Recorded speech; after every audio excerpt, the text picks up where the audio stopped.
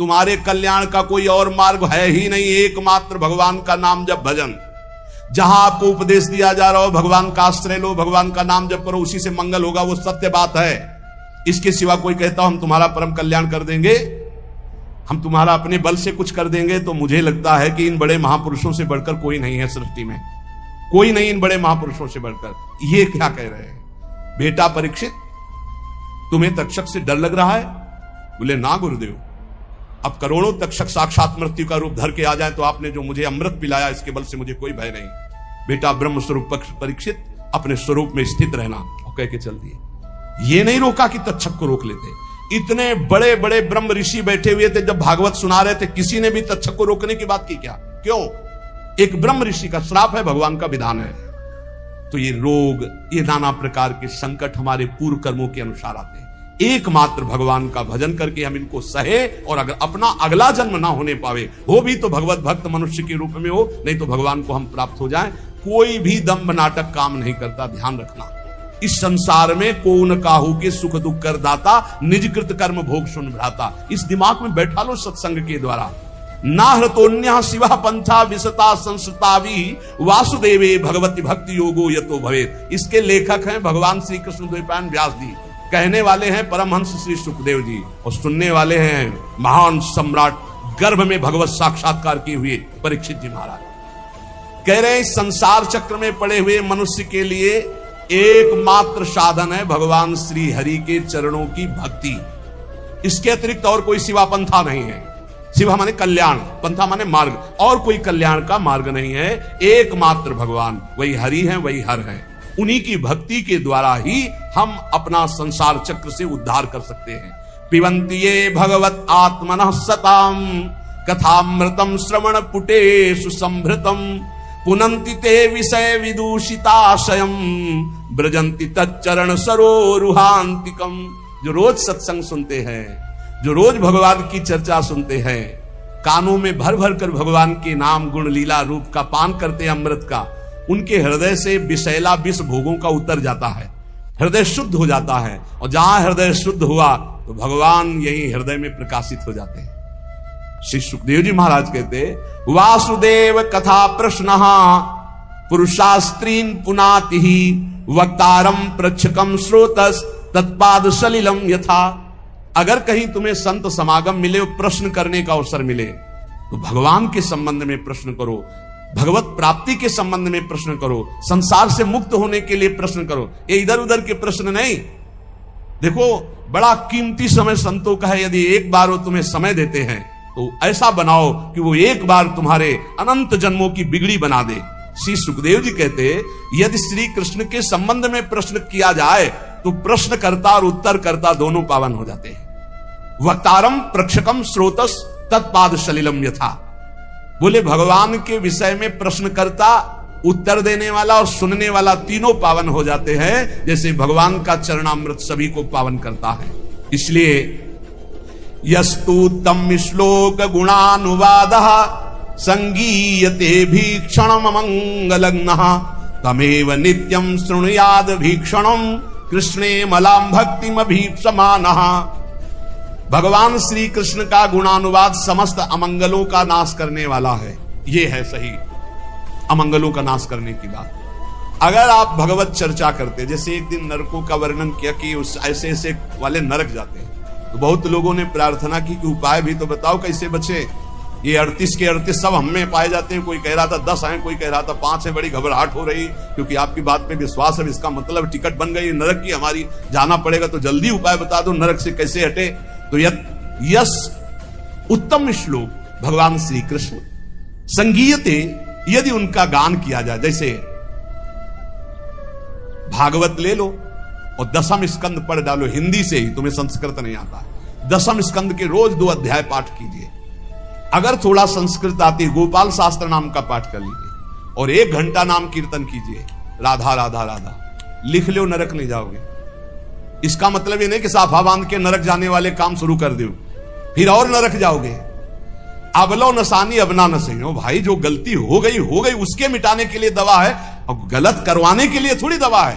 परहेज करो। सदगुरु वैद्य वचन विश्वासा, संयम यह न विषय कयासा। संत सदगुरुदेव जो परहेज बता रहे कि ये अब मत करना और ये नाम रूपी दवा खाओ तो निश्चित भवरोग नष्ट हो जाएगा।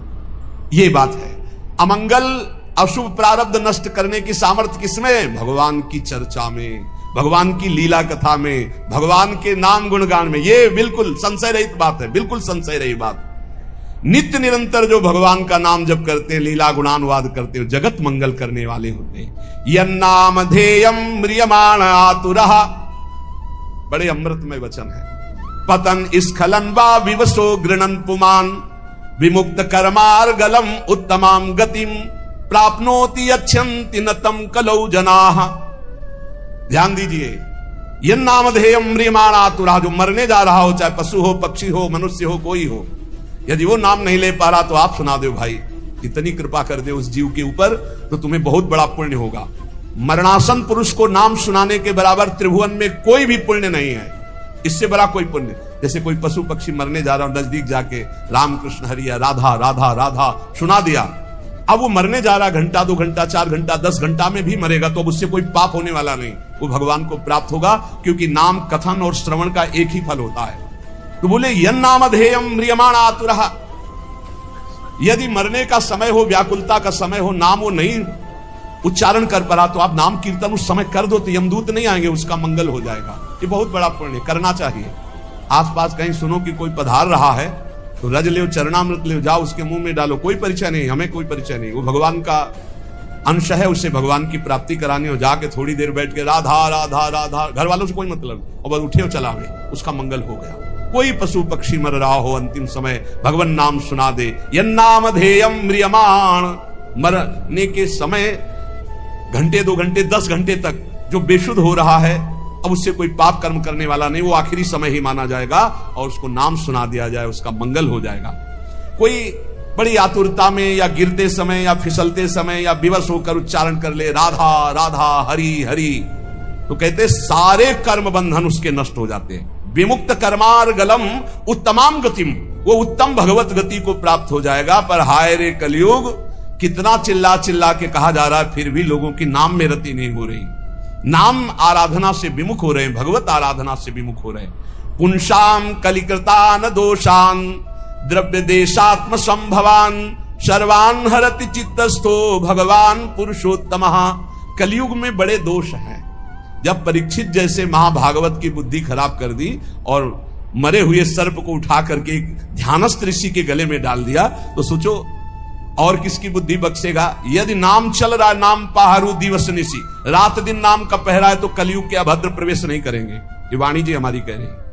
बोले जिते विनायक शुभ अशुभ विघ्न करे नहीं कोई, विघ्न करे नहीं कोई, डरे कलिकाल कष्ट भय, डरे कलिकाल कष्ट भय, हरे सकल संताप हरसि हरिनाम जपत जय। यदि नाम चल रहा है तो कलयुग का कोई प्रभाव नहीं होगा। कलयुग के बहुत दोष हैं, ये हर वस्तु को दूषित कर रहा है, हर विचार को दूषित कर रहा है। सब दोषों का मूल अंतःकरण का अपवित्र हो जाना है।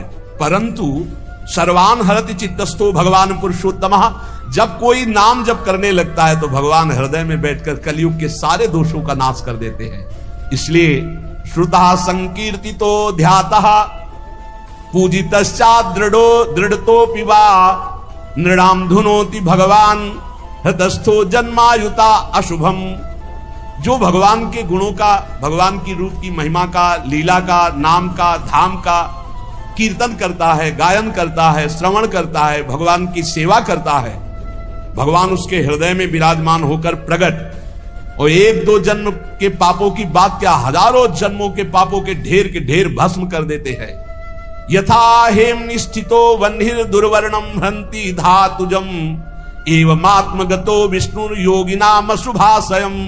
जैसे सोने को अग्नि में डाल दो तो उसका मल नष्ट हो जाता, चमकने लगता है, ऐसे ही भगवान साधकों के हृदय में जब सुमिरन किया जाता है निरंतर, तो भगवान हृदय में प्रकाशित होकर अविद्या को भस्म कर देते हैं, अशुभों को भस्म कर देते हैं, दिव्य ज्ञान प्रकाशित हो जाता है। नाम जप, लीला कथन, लीला श्रवण, ये बहुत जोर की बात है। विद्या तपः प्राण निरोध मैत्री तीर्थाभिषेक व्रत दान जप्यै नात्यंत शुद्धिम लभतेन्तरात्मा यथा हृदिस्ते भगवन्त्यनन्ते विद्या तपस्या प्राणायाम समस्त प्राणियों के प्रति मित्र भाव तीर्थ स्नान व्रत दान और भी साधन ये अंतःकरण को पवित्र करने वाले हैं, पर वैसी शुद्धि नहीं होती जैसी भगवान के स्मरण से होती है। इसीलिए कहते नाम जप करो, क्योंकि नाम जप स्मरण से भगवान हृदय में प्रकाशित होते हैं। तो जहां भगवान हृदय में प्रकाशित होती, जैसे सूर्योदय होने पर अंधकार खत्म, ऐसे भगवान के प्रकाशित होने पर अज्ञान नष्ट हो जाता है, मृत्यु नजदीक है। म्रियमाणैरविध्येयो भगवान परमेश्वर आत्मभावम नयत्यंग सर्वात्मा सर्व संश्रय। मृत्यु के निकट पहुंच रहे हैं हम सब, क्रम से क्रम आता चला जा रहा है समय। बस जैसे जैसे संकेत मिलते जाते हैं लोग भयभीत होते। भयभीत नहीं होने की बात है, कमर कसो, डट के अपना काम बना लो। अब जितनी श्वासें, जैसे एक सूचना मिली कि कैंसर हो गया, सूचना मिली अब आपका दिल फेल होने वाला है, कोई भयानक रोग, अब घबराने की जरूरत नहीं। राधा राधा राधा राधा, अब तो चलना है श्री जी को। घबराने से मृत्यु हमारा कोई रोग थोड़ी मिटा देगी, हमारा कोई मृत्यु का भाव रुक थोड़ी जाएगा, वो तो मरना ही पड़ेगा। राधा राधा राधा, अमर हो जाओगे। मृत्यु के निकट जो लोग पहुंच रहे हैं, एक ही काम है, नाम जप, भगवान का स्मरण। मान लो हम सब निकट जा रहे हैं मृत्यु के, बिल्कुल निकट जा रहे हैं। 50 वर्ष निकल गए, ऐसे लगे कि कल निकल गए। ये वर्ष के वर्ष ऐसे निकल जाते, लगता ही नहीं कि वर्ष निकल गए। कैसा माया मनोरंजन में फंसा है। जिसका मृत्यु का निकट समय आ रहा है उसको चाहिए नाम में वृत्ति लगा दे, सब छोड़ो, राधा राधा राधा राधा। तो बोले हमारा तो अभी जवान है, और गर्भ में मृत्यु आ जाती है, शिशु अवस्था में आ जाती है, जवान अवस्था में आ जाती है। हर समय नाम जप करो। सबके परम आश्रय जब भगवान का नाम लिया जाता है और नाम लेते हुए शरीर छूटता है तो भगवान की प्राप्ति होती है। अंतिम मति सो गति ही। राधा तो किशोरी जो मिल जाएंगी पक्का। नारायण बोला तो पक्का नारायण मिल गए। कलयुग में बहुत दोष हैं, परंतु इसमें एक सबसे बड़ा गुण है, भगवान के नाम संकीर्तन से जो लाभ मिलता है वो किसी साधना से नहीं मिलता। गुण कीर्तन, नाम कीर्तन, जैसे अपने लोग बैठकर खूब कीर्तन करते हैं विविध ध्वनियों में और प्रभु के जस गाते हैं, सुधा निधि 42 लीला 84 जी। सतयुग में ध्यान करने से, त्रेता में बड़े बड़े यज्ञों से, द्वापर में विधि पूर्वक पूजा सेवा से जो फल मिलता था, कलयुग में केवल नाम कीर्तन से, नाम जप से प्राप्त हो जाता है। कलयुग का विशेष कृपा प्रसाद है। संसार सिंधु मति दुस्तर मुत्त तीर्षोर नान्यः प्लवो भगवता पुरुषोत्तमस्य लीला कथा रस निषेवण मंतरेण पुंसो भवेद विविध दुख दवार्दितस्य। जो लोग सहज में सरलता पूर्वक इस संसार समुद्र से मुक्त होना चाहते हैं, भगवान सुखदेव जी कह रहे हैं, जो लोग अनेक प्रकार के पाप कर्म कर चुके हैं और उस दुख दावानल से दग्ध होने वाले हैं, उनको बचना है तो एक उपाय है, भगवान का नाम जप करो, भगवान की लीला कथा सुनो। लीला कथा रस निषेवण मंतरेण। भगवान की लीला कथा सुनने के सिवा, नाम जप के सिवा और कोई सहारा नहीं इस कलयुग में। सब साधन चौपट कर देता है कलयुग। एकमात्र परम पवित्र नाम और भगवान की लीला कथा, इसी से सब प्राप्त कर लो। सहज सरल भाव से भगवान की प्राप्ति। उपासक को चाहिए कि सत्य भावना से ही भगवान की प्राप्ति होती है, इसलिए असत भावना का त्याग कर दे। जब कोई अधर्माचरण करके धन कमाता है तो ये 15 दोष बिना मोल के उसके पास आ जाते हैं। धर्म से धन कमाने पर और अधर्म से धन कमाने पर अंतर है। जब अधर्म से, भगवान सत्य से प्राप्त होते, जब अधर्म से आप धन कमाते हैं तो देख लेना ये 15 दोष आ जाएंगे। यहां वर्णन है, स्तेयम हिंसा नृतम दंभा कामः क्रोधा स्मयो मदः भेदो वैरम अविश्वासा संस्पर्धा व्यसनानि च एते पंचदशानर्था हर्थमूला मता नृणाम तस्मादनर्थमर्थाख्यम श्रेयोर्थी दूरस्त्यजेत। ये 15 पापाचरण उसके अंदर आ जाते हैं जो पाप से धन कमाता है, अधर्माचरण से। बोले घूस ले लिया, निर्दोष को दंड दिला दिया, दोषी को मुक्त करा दिया, या छीन झपट करके चोरी कर लिया, कई तरह से अपराध प्रवृत्तियों से, अधर्माचरण से, छल कपट से। तो सुन लो, ये 15 पापाचरण उसके अंदर आ जाते हैं। 15 पाप कराने वाले हैं। पहला आता है, उसमें चोरी का स्वभाव आ जाएगा। चाहे वो कर चोरी समझो, सरकार के कर की चोरी भी तो होती है, चोरी का स्वभाव आ जाएगा। जैसे कोई कहे बड़े ईमानदार है, हम तो कोई चोरी नहीं करते, तो भैया देख लो, जब अधर्म से धन कमाओगे तो इतनी प्रीता होगी कि सरकार को कर देने की हिम्मत नहीं पड़ेगी। विविध प्रकार से आप कर चोरी करेंगे। कर चोरी करना भी पाप है, क्योंकि वो राजकर है। यदि उसको धर्म में आप लगा रहे हैं बात अलग है, नहीं तो उसको सरकार को दो, क्योंकि सारी व्यवस्थाएं हैं। कर चोरी को भी चोरी भी कहते हैं। हमें लगता है अगर ना दो तो तुम पकड़े भी जाओगे, बंदी भी बना दो, तुम्हारा धन भी जब्त हो जाएगा ना। तो चोरी अधर्म से धन कमाए पर। अब देखो जो बेचारे सरकारी नौकरी करते हैं तो उनको कटवाने की जरूरत नहीं हो, तो सरकार कर काट के अपने आप ही देती है। जहां अधर्म का धन कमाया जाएगा उसमें कर नहीं दे सकते, फिर वो अधर्म आचरण पाप कराएगा। पहला है चोरी, स्टेयम। दूसरा हिंसा, पक्का। धन अधर्म के द्वारा जब आता है तो वो हिंसा कराने की, प्रेरक, कर्ता, अनुमोदन, तीनों पाप को। चोरी और हत्या, हिंसा। जहां अधर्म का धन आएगा वहां शुरू। और झूठ बोलना, तीसरा। चौथा दंभ करना।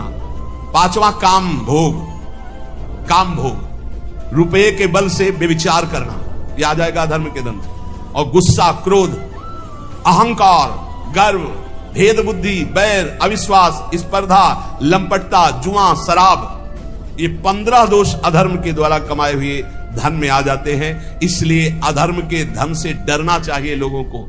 अगर अधर्म का धन स्वीकार किया तो बुद्धि भ्रष्ट करके महान पापाचरण कराने लगता है। यह शरीर अधर्म के धन से पोषण करने के लिए नहीं मिला। इसमें है क्या?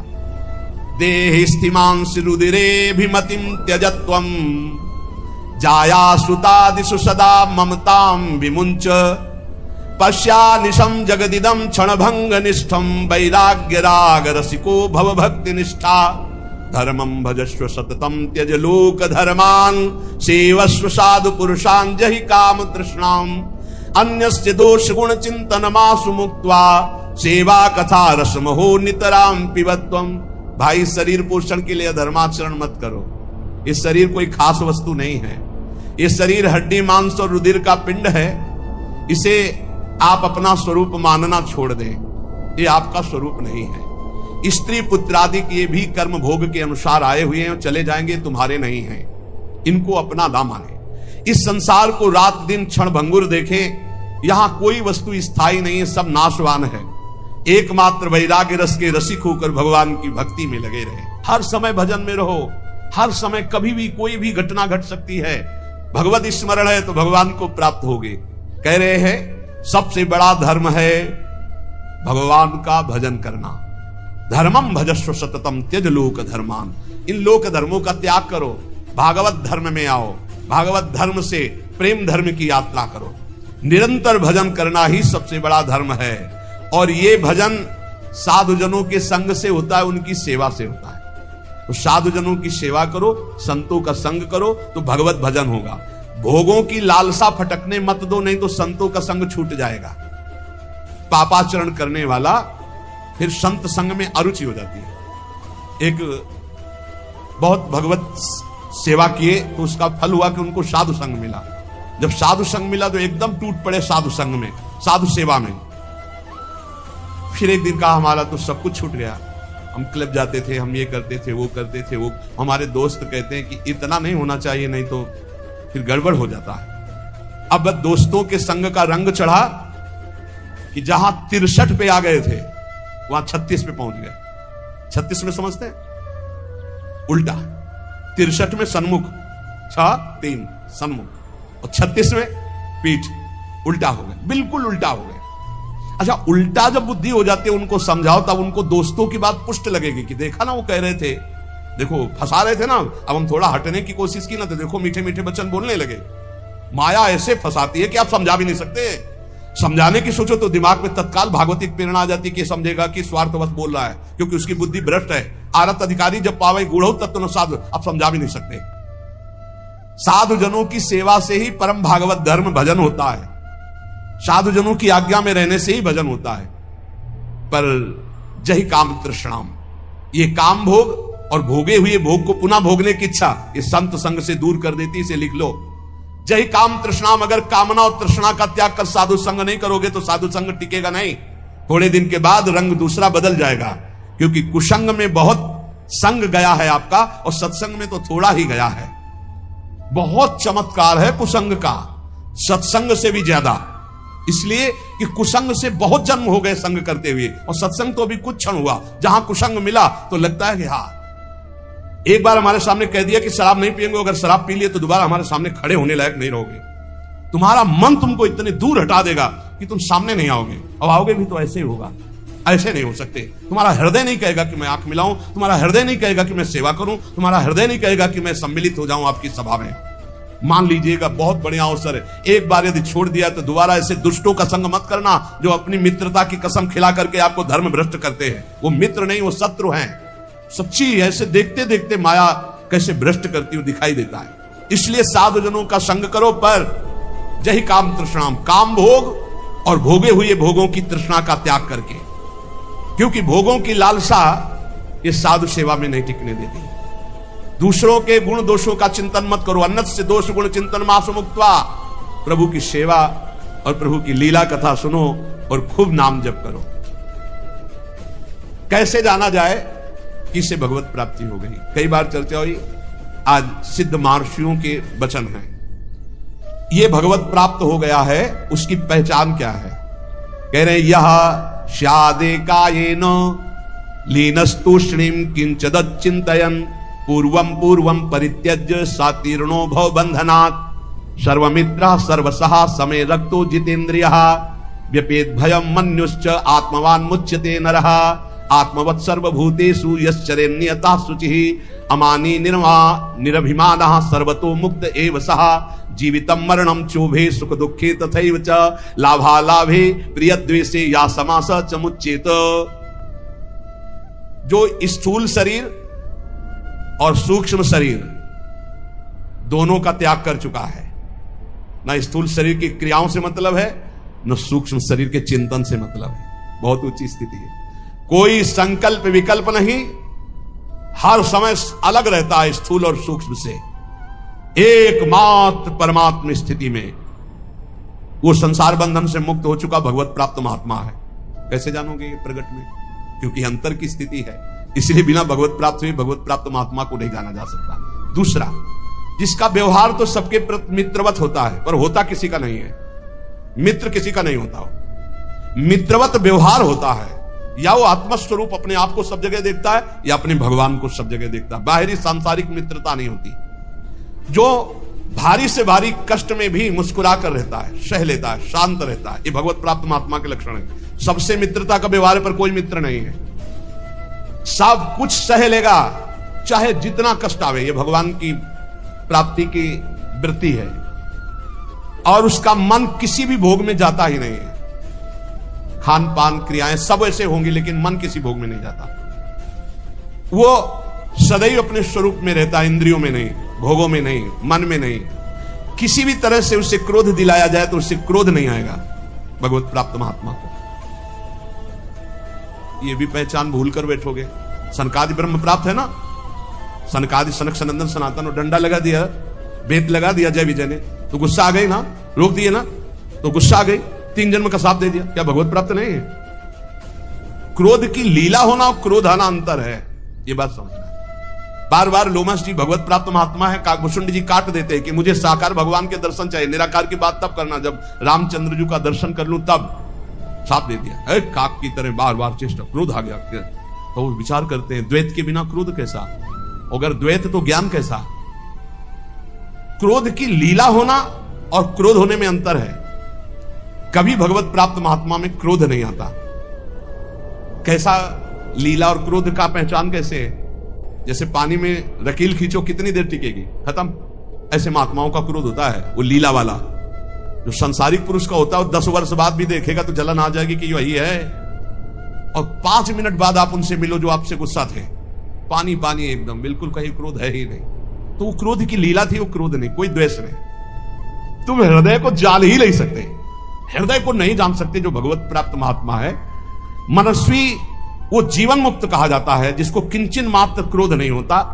किंचन मात्र किसी, सबसे मित्रता पर मित्रता नहीं है, सबसे मित्रता है पर मित्रता नहीं है। सब कुछ सह लेता है, उसका मन किसी भोग में जाता ही नहीं, वो सदैव पवित्र रहता है।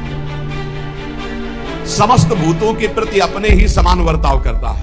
व्यवहार भूतों को मतलब प्राणियों को होता, भूत मत समझ। जिसमें अभिमान का लेस नहीं, गर्व का लेस नहीं, वो भगवत प्राप्त महात्मा होता है। जिसको जीने और मरने में समान भाव हो चुका है, सुख दुख में समान भाव हो चुका है, लाभ हानि में समान भाव हो चुका है, प्रिय अपनी में समान भाव हो चुका है,